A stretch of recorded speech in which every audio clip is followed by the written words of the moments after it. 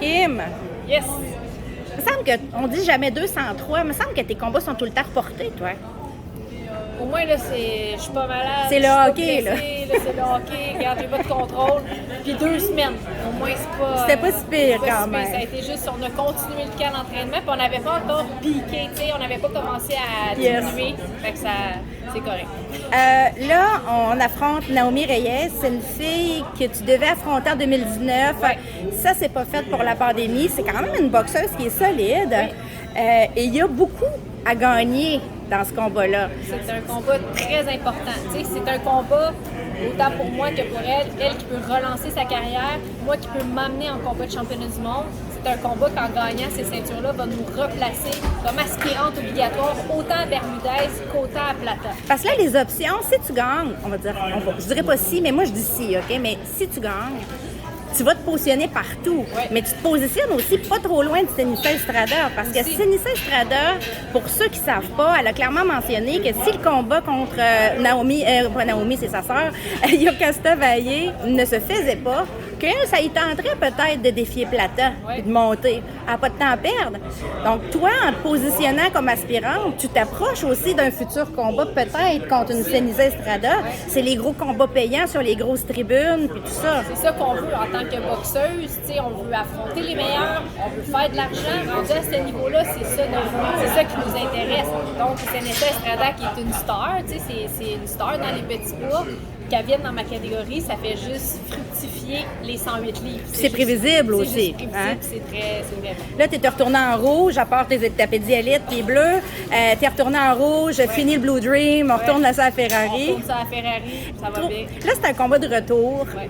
Tu reviens d'une défaite, tu as pris un long congé, tu t'es ressourcé, tu as recommencé à travailler au gym avec un mindset différent. Est-ce que le fait qu'il y ait toutes sortes de positions, de classements, ça met une pression supplémentaire ou pour toi, tu penses pas trop à ça? Là, ce combat-là, là, j'ai vraiment quelque chose à me prouver à moi-même.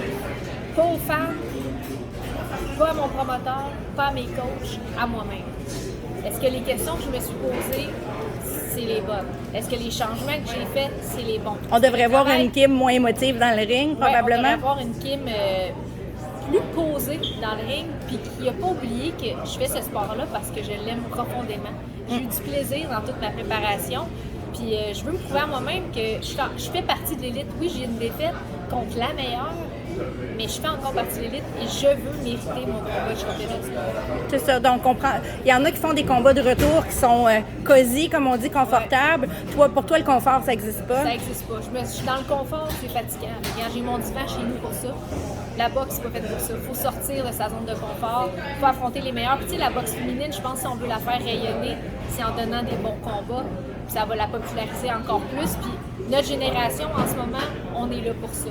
J'ai posé une question à Ségolène Lefebvre il n'y a pas longtemps. Je lui demandais, toi, tu te visualises-tu seulement en train de gagner ou en train de perdre? Puis il n'y a pas de bonne ou de mauvaise réponse. Il y a des boxeurs qui préfèrent se visualiser en train de perdre pour justement éviter que ça leur arrive puis se motiver. Il y en a d'autres qui sont juste pas capables, comme Clarissa Shields, qui, elle, focalise juste sur le côté positif. Toi, tu as eu une défaite. Est-ce que ça change ta mentalité? Est-ce que tu te visualises des fois dans la défaite où tu penses tout le temps à gagner, peu importe, puis que tu n'envisages pas l'autre côté de la médaille? En ce moment, je visualise vraiment la victoire, le bras dans les airs, tout ça. Mais je visualise aussi des choses qui pourraient se passer un petit peu moins bien dans le combat. J'imagine, OK, j'ai un genou à terre, il faut que je me relève. Tu sais, parce que si jamais ça arrive, c'est pas impossible dans la boxe. Il faut pas faire comme si c'était un rêve de licorne. Tu sais, c'est de la boxe. Il faut de l'adaptabilité. Faut s'adapter. Fait que si ça arrive, mais regarde, je vais l'avoir déjà vécu dans ma tête, je sais quoi faire, je vais pas m'énerver, je vais pas me stresser. Je pense que le secret dans un combat, c'est de rester calme. Et plus tu visualises tout ce qui peut arriver, plus tu réussis à rester calme. Ben, on va souhaiter à la Ferrari la meilleure des chances, puis on a hâte de voir la suite. Merci. Merci à toi.